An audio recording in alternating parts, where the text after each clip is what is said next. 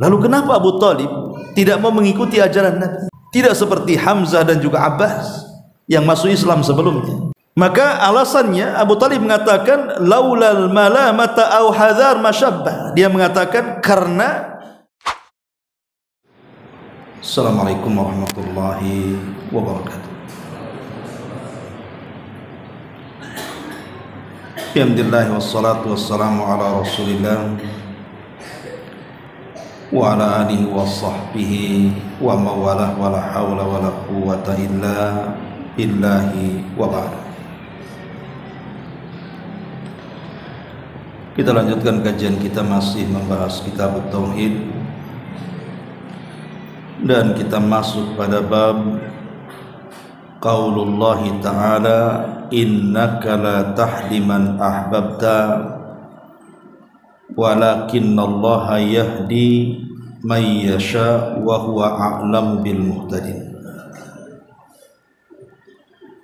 Bab firman Allah Subhanahu wa ta'ala, sesungguhnya kamu wahai Muhammad tidak akan dapat memberikan petunjuk kepada orang-orang yang kamu cintai, tapi Allah lah yang memberikan petunjuk kepada orang yang dikehendakinya, dan Allah lebih mengetahui orang-orang yang mau menerima petunjuknya.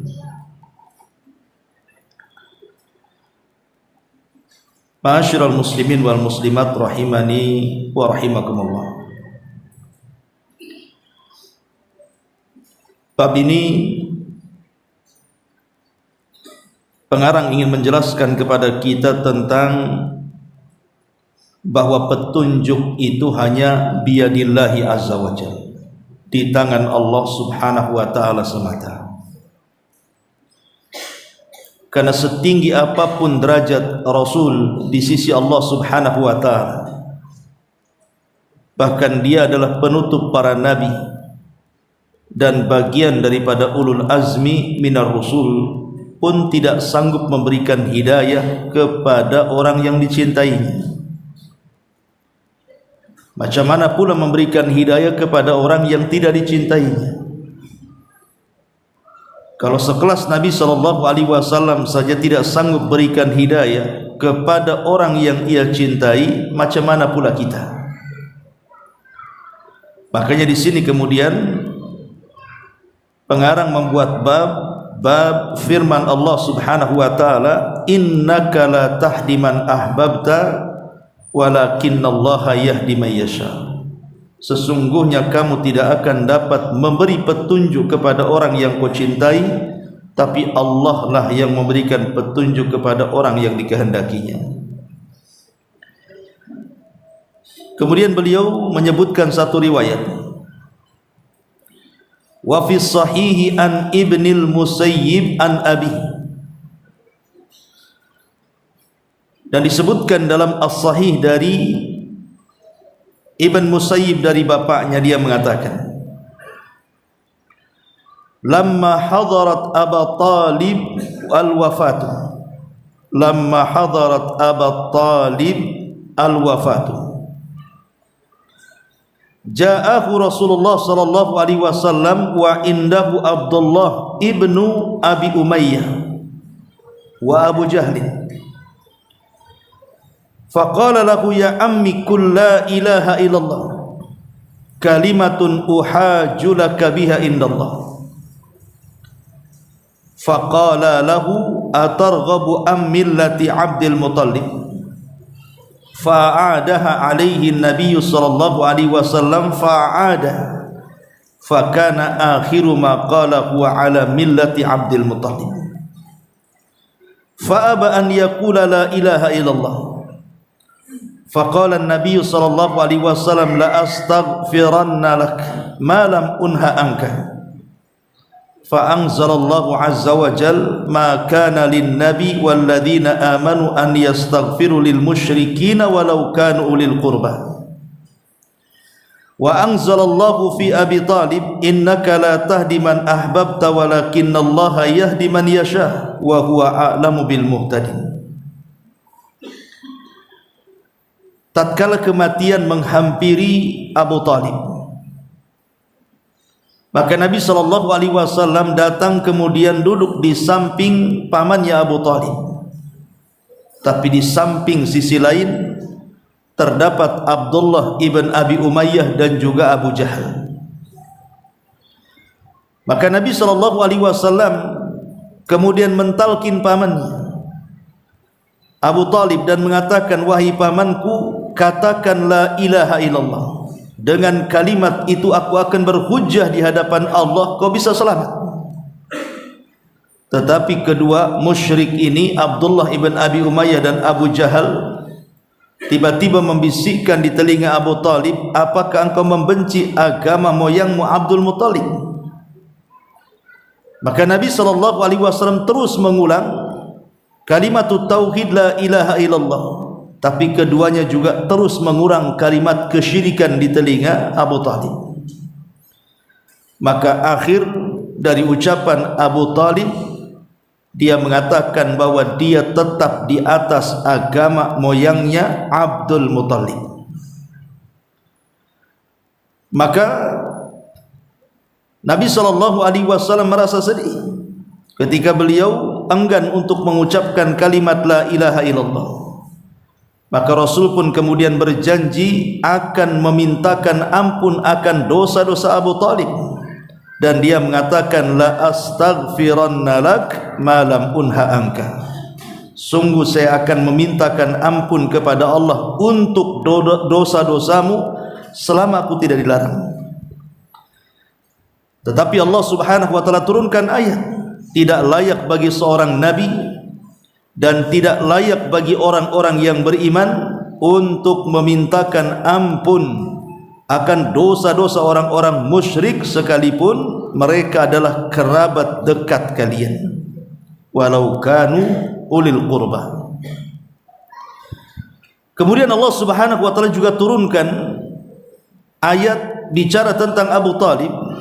Sesungguhnya engkau wahai Muhammad tidak akan mampu memberikan hidayah kepada orang yang kau cintai, karena Allah lah yang memberikan hidayah kepada yang siapa yang dikehendaki, dan Allah tahu siapa orang-orang yang layak menerima petunjuk itu.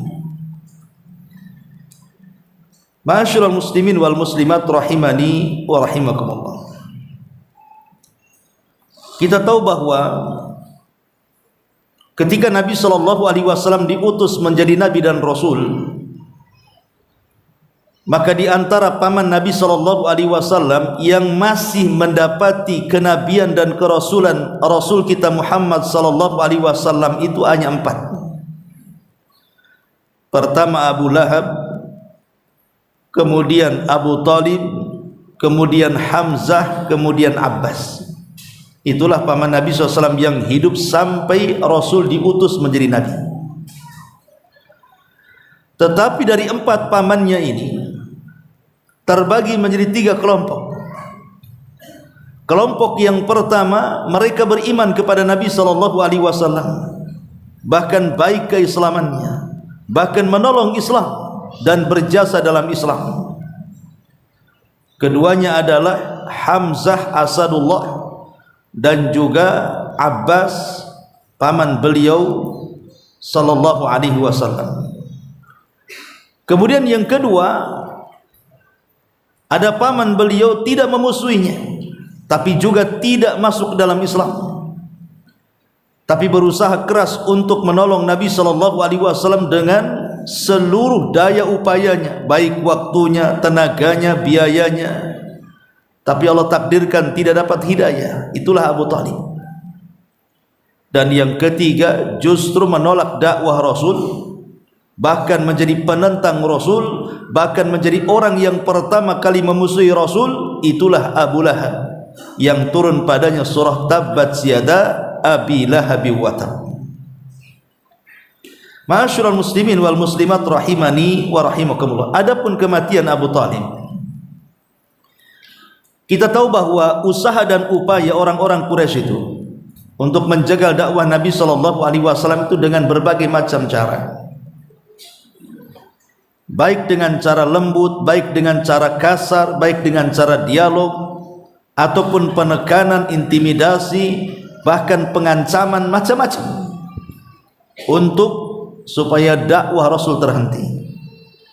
Tetapi Rasul memiliki keteguhan hati dan istiqomah dalam dakwah, sehingga diganggu macam manapun dia tetap berdakwah ilallah. Sampai satu hari orang-orang musyrik itu datang kepada Abu Talib dan mengatakan, "Ya Aba Talib, inna ibna akhi qad sabba alihatina wa saffaha ahlamana wa farraqa jama'atana."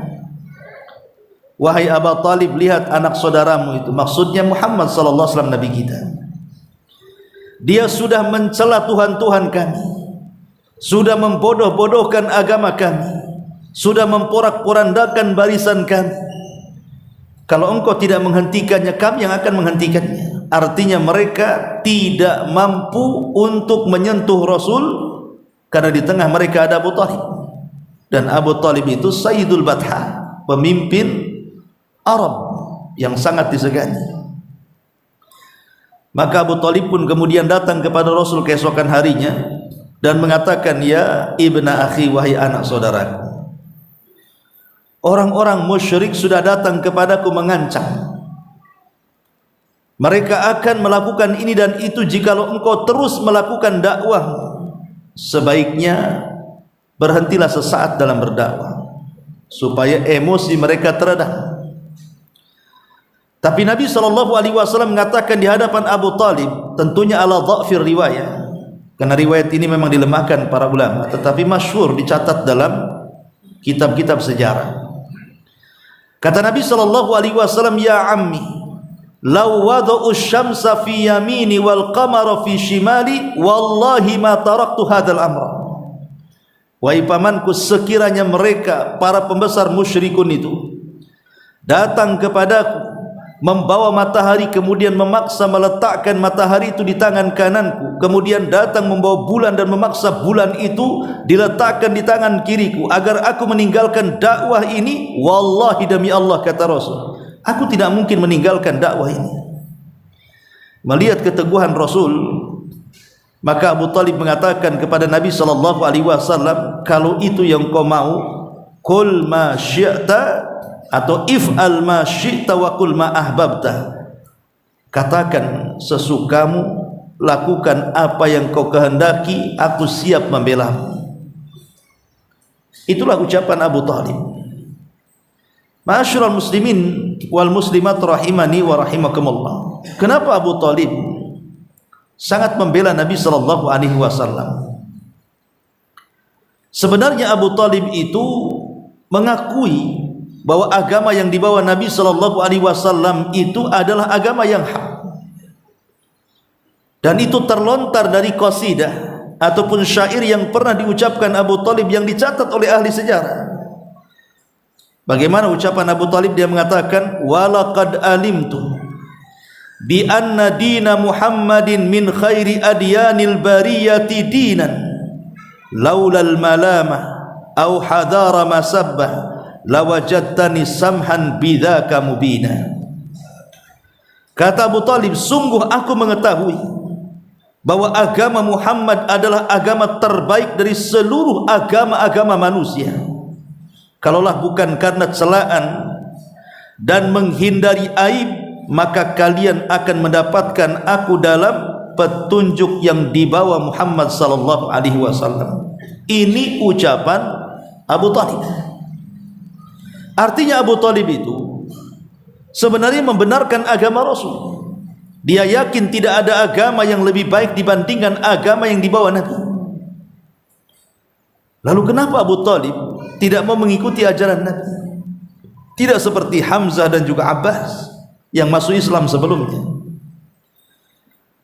Maka alasannya Abu Talib mengatakan, "Laulal malamata au hadar masyabbah." Dia mengatakan, karena kalau bukan karena celaan kaumku, atau kalau bukan karena aibku, nanti masyarakat akan mengatakan ini itu, tentu aku akan masuk ke dalam agama Muhammad itu. Jadi yang menghalangi hidayah masuknya Islam Abu Talib itu karena takut celaan kaumnya. Subhanallah. Dan ini banyak terjadi apa yang terjadi dengan Abu Talib itu. Banyak orang-orang yang tidak sanggup menyampaikan kebenaran karena terpikir dengan keluarganya, terpikir dengan kaumnya. Nanti kalau saya sampaikan akan terjadi perpecahan, akan terjadi keretakan. Nanti apa kata dunia, apa kata orang? Akhirnya tak jadi menyampaikan kebenaran. Lah itu penghalang hidayah sebenarnya.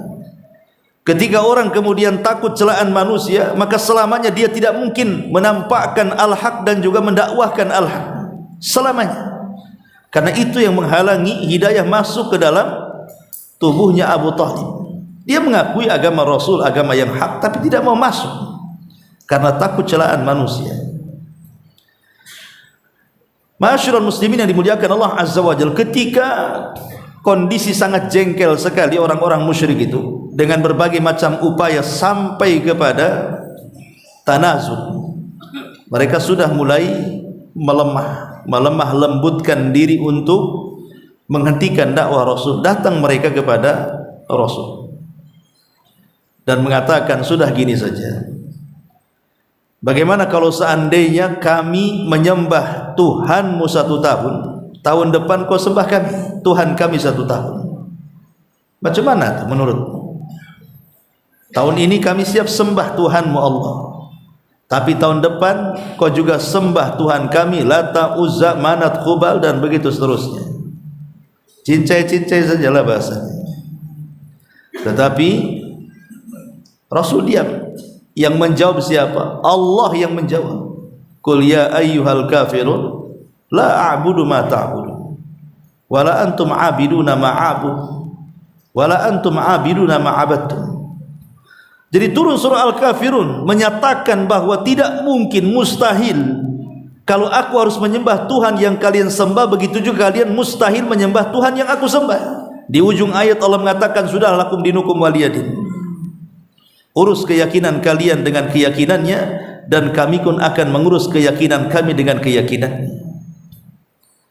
Ketika kemudian mereka semakin jengkel, maka mereka datang kepada Abu Talib untuk segera menyerahkan Nabi. Serahkan Muhammad, kami akan bunuh dia. Tapi Abu Talib justru melindungi Nabi SAW dan mengajak kabilahnya untuk melindungi Nabi, baik yang mukmin atau yang kafir. Karena kita tahu bahwa kebiasaan orang-orang Arab di zaman itu adalah memiliki semangat hamiyatul jahiliyah, fanatik kabilah, fanatik suku itu luar biasa.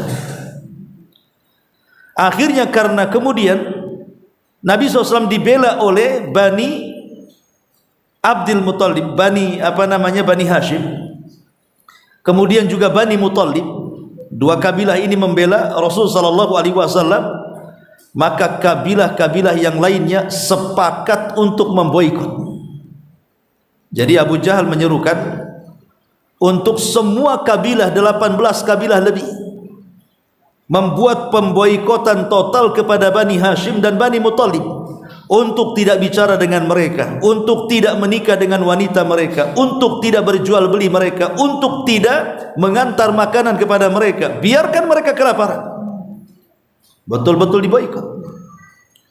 Dan subhanallah, pemboikotan ini sungguh menyesakkan dada Nabi. Bagaimanapun pemboikotan ini menyengsarakan Bani Hashim dan Muttalib, sehingga karena tidak ada pasokan makanan dan mereka pun tidak memiliki akses untuk membeli makanan, akhirnya kelaparan.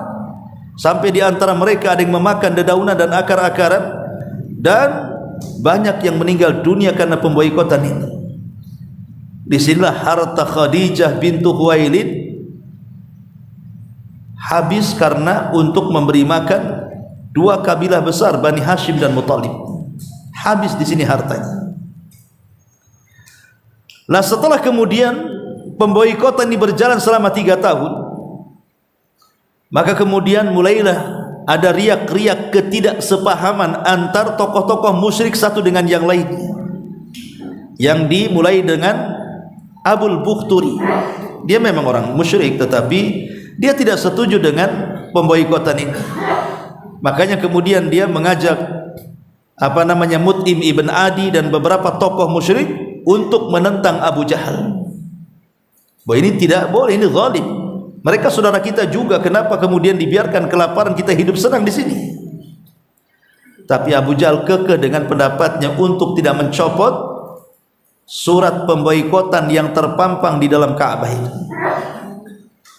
Tapi kemudian setelah peristiwa itu, tiba-tiba datang Abu Talib memberitahu Abu Jahal dan orang-orang musyrik bahwa kertas yang dipampang di dalam Ka'bah itu, yang merupakan bulir-bulir kesepakatan tentang pemboikotan, semua sudah hancur dimakan raya, kecuali satu tulisan Allahumma, itu saja.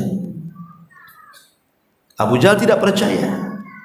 Akhirnya dibongkarlah kemudian pintu Ka'bah, masuk, memang betul-betul surat itu sudah nggak ada lagi, perjanjian itu sudah habis dimakan raya.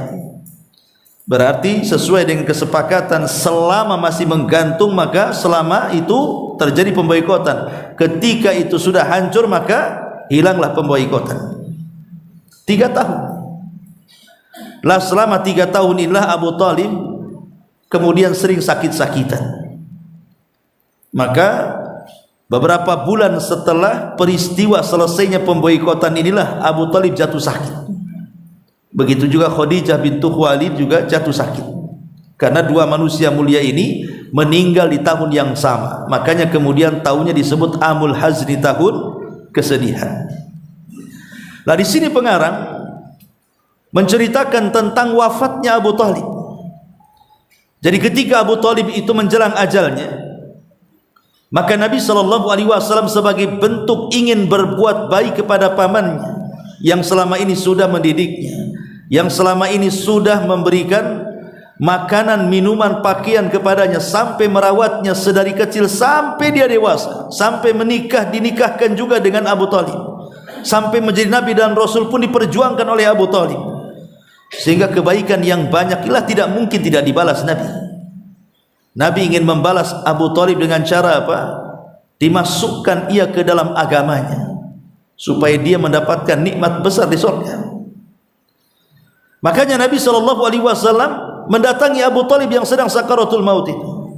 Tapi rupanya kawan karib kerabatnya Abu Talib, Abu Jahal dan juga Umayyah ibn Rabi tadi mendatangi Abu Talib, masing-masing mentalkinkan di kedua telinga Abu Talib. Yang satu mentalkinkan tauhid, yang satu mentalkinkan kesyirikan. Kata Nabi SAW, katakan wahai pamanku kalimat la ilaha illallah. Kalau engkau mengucapkannya, aku akan bawa kalimat ini untuk berhujah di hadapan Allah. Kau akan selamat.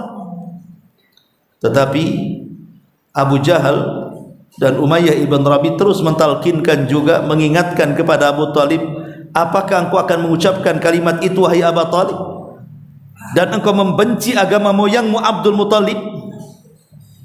Maka Rasul terus mengulang kalimat tauhid dan Abu Jahal pun terus mengulang kalimat itu, sampai akhirnya Abu Talib terkadang melirik Rasul, terkadang melirik Abu Jahal. Akhirnya terakhir Abu Talib hanya mengatakan, aku tetap istiqomah dengan agama nenek moyangku Abdul Muttalib, kemudian meninggal.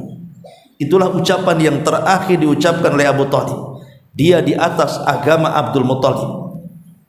Makanya kemudian sepakat ahli sunnah wal jamaah mengatakan Abu Talib mati kafir, kecuali Syiah mengatakan Abu Talib itu masuk Islam. Abu Talib itu mengucapkan tauhid sebenarnya, Nabi tak dengar saja kata. Jadi cemana Nabi tak dengar? Karena mereka beralasan tidak mungkin Abu Talib kafir, karena imam-imam mereka itu turunan Abu Talib masalahnya, imam 12 mereka. Masa kemudian 12 imam diturunan orang kafir? Ya, orang-orang Syiah tentu tidak akan terima. Makanya mereka mengatakan Abu Talib itu Islam. Tapi kita orang ahli sunnah mengatakan Abu Talib mati kafir, dan ini kesepakatan para ulama tanpa khilaf. Lah ketika meninggalnya Abu Talib, satu hari Nabi SAW itu pernah duduk-duduk bersama Abbas ibn Abdul Muttalib, pamannya. Jadi Abbas ini berusaha untuk mengingatkan kebaikan dan perjuangan Abu Talib kepada Islam di hadapan Rasul. Maka Nabi SAW kemudian mengatakan, ya Abbas, Harusnya Abu Talib itu dia dimasukkan ke dalam neraka, nerakanya paling dalam sendiri itu harusnya. Tetapi karenaku, kata Nabi SAW, Allah pindahkan neraka yang paling rendah ke neraka yang paling tinggi di atas. Hanya satu tumit saja neraka itu. Harusnya dia neraka yang paling rendah diangkat ke atas, kemudian diringankan azabnya, nerakanya hanya sampai mata kaki saja. Tapi Rasul mengatakan walaupun nerakanya sampai mata kaki, tapi cukup mendidihkan ubun-ubunnya. Itulah satu-satunya orang kafir yang mendapatkan syafaat. Makanya kalau kita bicara tentang akidah Ahlussunnah wal Jamaah, dalam bab syafaat itu namanya ada syafaatul khas, namanya syafaat khusus. Walaupun syafaat khusus ini maksudnya syafaat khusus kepada Abu Talib ditentang oleh sebagian ulama yang lainnya dan mengatakan bahwa itu bukan syafaat. Ya, mungkin diringankan saja azabnya, sebab syafaat itu adalah pertolongan dari Allah Subhanahu wa taala yang mengeluarkan orang itu dari neraka. Tapi Abu Talib kan tidak keluar dari neraka, cuma diringankan saja. Tapi sebagian ulama akidah mengatakan itulah syafaat khusus. Syafaat khusus bagi Nabi SAW meminta kepada Allah agar meringankan azab Abu Talib, dan Allah kabulkan. Yang harusnya Abu Talib itu berada di neraka yang paling bawah, kemudian diangkat dan diletakkan neraka yang hanya satu mata kaki saja itu tingginya neraka itu, atau dengan istilah sandalnya neraka. Jadi syafaat khusus satu-satunya orang kafir yang diringankan azabnya adalah Abu Talib karena jasanya yang luar biasa. Tapi di sini Allah Subhanahu wa taala mengatakan, innaka la tahdi man ahbabta walakinnallaha yahdi man yasha. Hai Muhammad, sesungguhnya engkau tidak akan sanggup memberikan hidayah kepada orang yang kau cintai. Tidak syak lagi, Nabi SAW adalah orang yang paling mencintai Abu Talib, ya, karena jasa-jasanya. Tapi apakah cintanya Nabi SAW kepada Abu Talib itu cinta syar'i? Tentu tidak. Karena cinta syar'i ini tidak boleh diberikan kecuali kepada orang yang beriman, sementara Abu Talib kafir. Dan Allah katakan, la tajidu qauman yu'minuna billahi wal yaumil akhir yuwaduna man hadallaha wa rasulah. Engkau tidak akan dapat sebuah kaum yang mereka beriman kepada Allah dan hari akhir, mereka saling mencintai sesama mereka kepada orang yang memusuhi Allah dan Rasulnya. Mustahil. Kecintaan syar'i ini diberikan Rasul kepada Abu Talib. Kenapa? Karena Abu Talib bukan mukmin. Lalu apa maksudnya innaka la tahdi man ahbabta di sini? Bahwa engkau tidak mungkin memberikan hidayah kepada orang yang kau cintai. Maksudnya cinta di sini, cinta kan macam-macam. Ada cinta syahwani, ya, cinta karena syahwat, seperti seorang laki-laki suka dengan perempuan atau sebaliknya.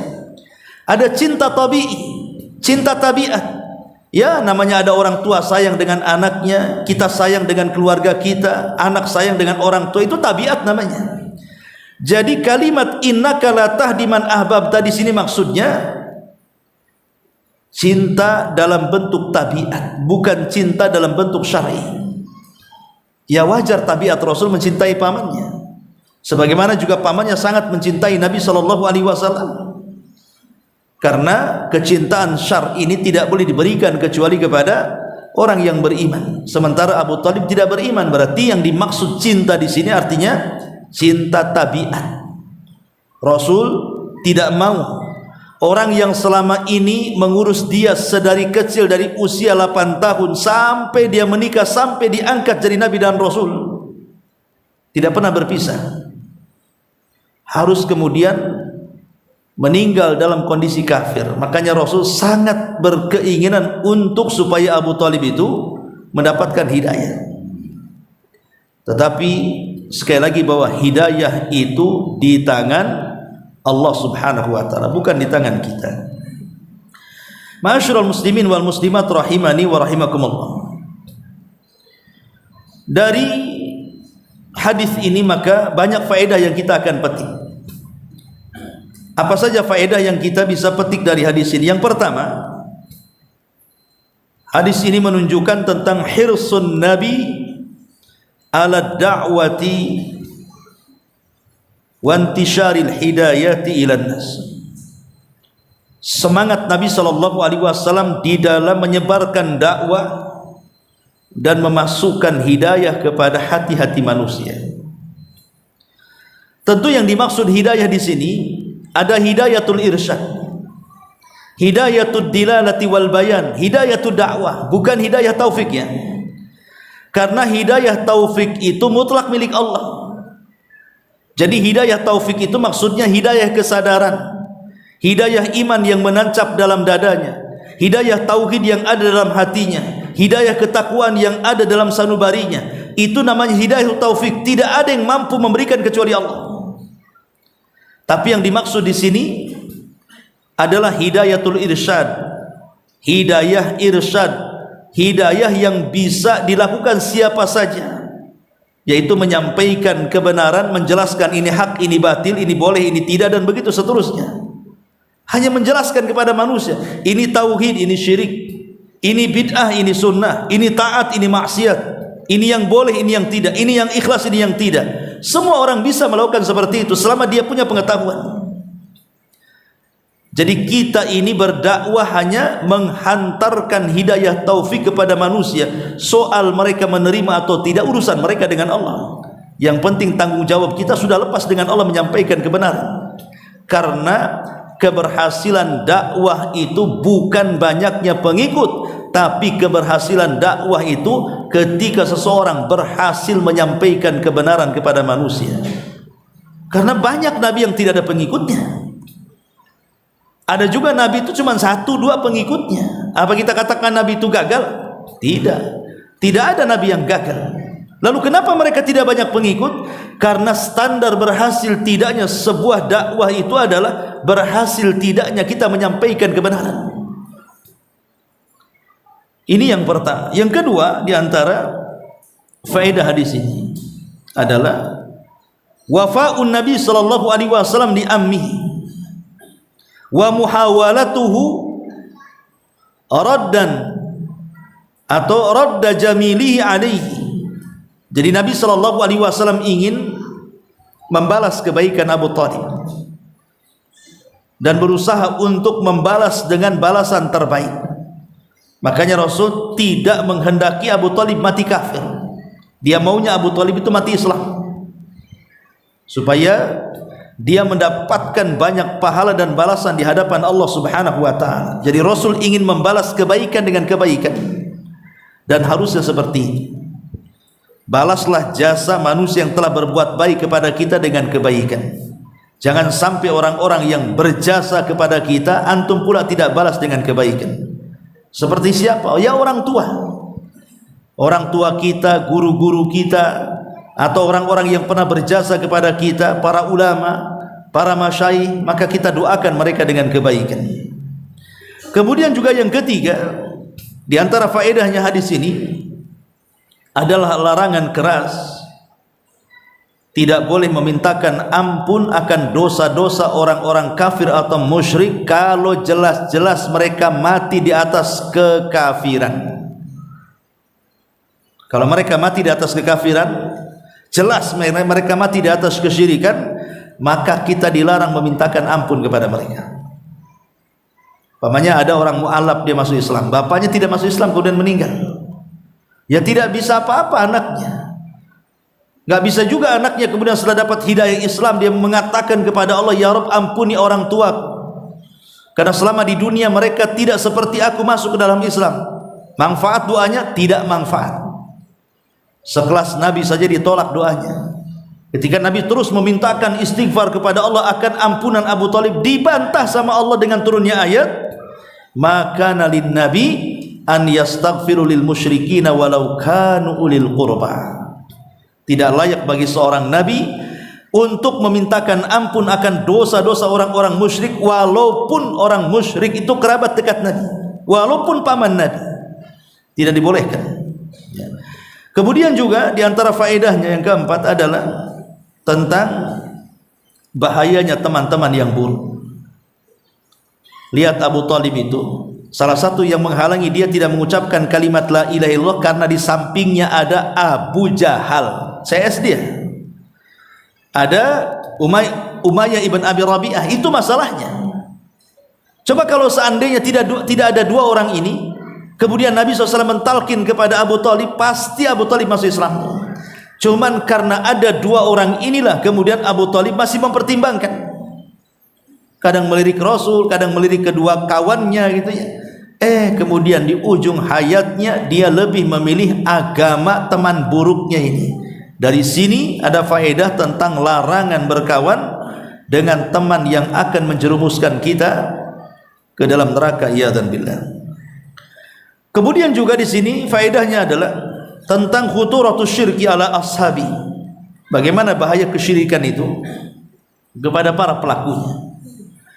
Karena sebaik apapun Abu Talib kepada Rasul, yang sudah mencurahkan tenaganya, waktunya, bahkan membesarkan Rasul sedari kecil sampai kemudian dewasa, sampai menikah, sampai diangkat jadi Nabi, rupanya tidak ada kebaikan Abu Talib yang dianggap oleh Allah Azza wa Jalla.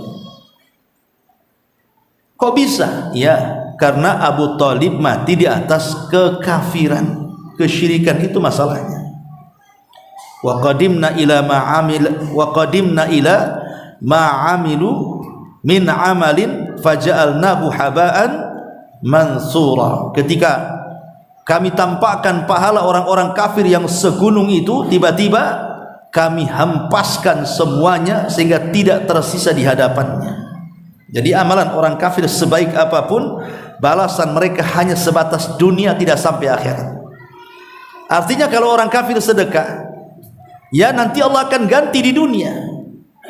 Boleh jadi dengan ditambah hartanya, mungkin disehatkan badannya, diluaskan rizkinya, ya hanya sebatas dunia saja. Jadi kebaikan orang kafir itu balasannya di dunia saja, dia tidak akan sampai ke akhirat. Hanya orang-orang yang beriman yang balasannya bukan hanya dunia, tapi sampai ke akhirat.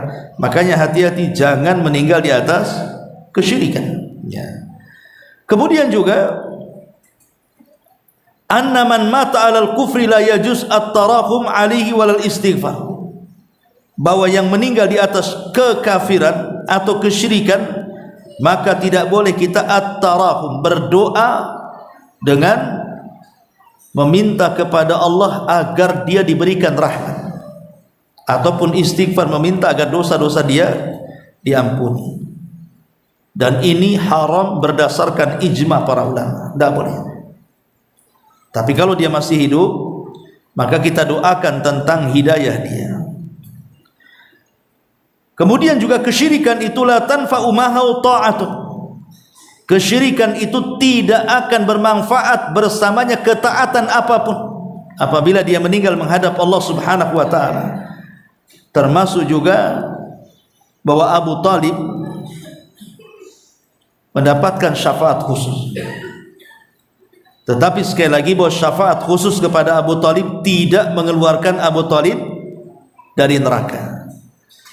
Wala tanfa'u syafa'atu syafin, tidak akan bermanfaat orang-orang yang memberikan syafaat kepada orang-orang musyrik itu.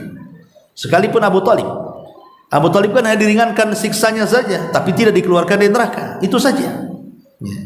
Tapi dia akan di dalam neraka itu abadal abid, selamanya. Nauzubillah. Taib, ini diantara faedah daripada hadis ini. Kemudian kita masuk pada kalimat innaka la tahdi man ahbabta. Sesungguhnya engkau ya Muhammad tidak akan mampu memberikan hidayah kepada orang yang kau cintai. Ikhwatu fillah, muliakan Allah Azza wa Jalla. Tadi saya singgung bahwa hidayah itu hanya ada di tangan Allah. Dan itu terbukti para nabi kan. Ibrahim alaihi salam tidak bisa memberikan hidayah kepada Azar bapaknya. Nabi Nuh tidak bisa memberikan hidayah kepada istrinya. Nabi Lut tidak juga bisa memberikan hidayah kepada istri dan anaknya Kan'an. Bahkan lihat saudara-saudara Nabi Yusuf mencelakakan Nabi Yusuf sampai dimasukkan ke dalam sumur. Kemudian Nabi Lut, dan begitu seterusnya. Termasuk Nabi kita Muhammad SAW tidak bisa memberikan hidayah kepada pamannya Abu Lahab. Artinya hidayah itu milik Allah. Tetapi siapapun yang Allah berikan hidayah kepada hamba-hambanya, maka dia telah mendapatkan kenikmatan yang tidak ada taranya. Jadi orang yang mendapatkan hidayah, ikhwan, berarti dia mendapatkan nikmat yang paling besar yang ada di permukaan bumi ini. Imam Ibnul Qayyim mengatakan, setiap nikmat yang Allah berikan kepada hamba-hamba Allah, sebutkan nikmat apa saja. Kata beliau, maduna nikmatil hidayah, itu tidak seberapa dibandingkan nikmat hidayah. Maksudnya nikmat di dunia kan banyak. Antum pengen kaya, Allah buatkan kaya. Pengen rumah bagus, Allah kasih rumah bagus. Pengen kendaraan mahal, Allah kasih kendaraan mahal. Pengen punya perusahaan, Allah buka perusahaan. Pengen punya istri cantik, punya anak baik, dan begitu seterusnya, Allah kasih. Sebutkan nikmat apapun yang menjadikan kesenangan kita di dunia, itu tidak seberapa, kata Imam Ibnul Qayyim. Karena kenikmatan itu akan putus dengan kematian. Tetapi hidayah ini tidak akan putus sampai kematian menjemput dia. Karena hidayah itu cahaya. Itulah nikmat yang paling besar yang Allah Subhanahu wa taala anugerahkan kepada kita. Dan hidayah ini bermacam-macam. Jadi kalau Allah Subhanahu wa taala memberikan hidayah kepada kita, maka Allah Subhanahu wa taala akan membangkitkan semangat kepada kita untuk mudah mengamalkan amal baik, amal soleh. Dan Allah akan tanamkan akhlak-akhlak yang layak, yang baik untuk kita. Bahkan Allah Subhanahu wa taala akan tanamkan tauhid, iman, takwa, dan kebaikan-kebaikan yang lainnya di dalam hati setiap hamba-hamba yang Allah berikan hidayah kepadanya. Jadi kalau Allah sudah kasih hidayah, maka Allah pasti akan penuhi hatinya dengan kebaikan dan segudang kebaikan lagi. Tetapi orang-orang yang disesatkan Allah, maka tidak ada yang bisa berikan hidayah kepadanya. Adapun kemudian secara singkat karena sudah Isya, yang menjadikan sebab kita mendapatkan hidayah, pertama tentu berdoa kepada Allah, minta agar kita diberikan hidayah. Kemudian yang kedua, ibtighaul haq, berusaha mencari kebenaran dengan cara talabul ilmi seperti ini, supaya dengan pengetahuan ini tersingkap mana hak mana batil. Kemudian yang ketiga, berpegang teguhlah dengan tali Allah, maksudnya Al-Quran dan sunnah Nabi SAW. Kemudian senantiasa membaca kisah-kisah para nabi, orang-orang saleh, dan juga berkawanlah dengan kawan-kawan yang seakidah, yang seagama, yang semanhaj dengan kita, supaya tidak luntur hidayah kita. Adapun yang menghalangi hidayah, maka pertama karena mengikuti hawa nafsu. Kemudian yang kedua, sombong, ujub, dan takabur. Kemudian yang ketiga, tidak tunduknya kepada syariat, tidak mau kembali kepada Al-Quran dan Sunnah. Kemudian yang selanjutnya juga berkawan dengan kawan-kawan yang buruk akhlak dan akidahnya. Kemudian dia pun tidak ada keinginan untuk mencari, meminta, dan berdoa supaya mendapatkan hidayah. Kesimpulan dari itu semuanya, kalau antum sudah mendapatkan hidayah supaya istiqomah, lakukan dua perkara. Pertama, perbanyak doa, ya muqallibal qulub tsabbit qalbi ala ta'atik. Dan yang kedua, bersegeralah setiap ada amal saleh, lakukan amal saleh dengan baik. Fa idza faragta fansab, kalau engkau sudah berhasil mengamalkan satu amal soleh, maka lakukan amal soleh yang lainnya. Wallahu a'lam bishawab. Subhanaka wa bihamdika asyhadu an la ilaha illa anta astaghfiruka wa atubu ilaik. Allahu ta'ala. Assalamualaikum warahmatullahi wabarakatuh.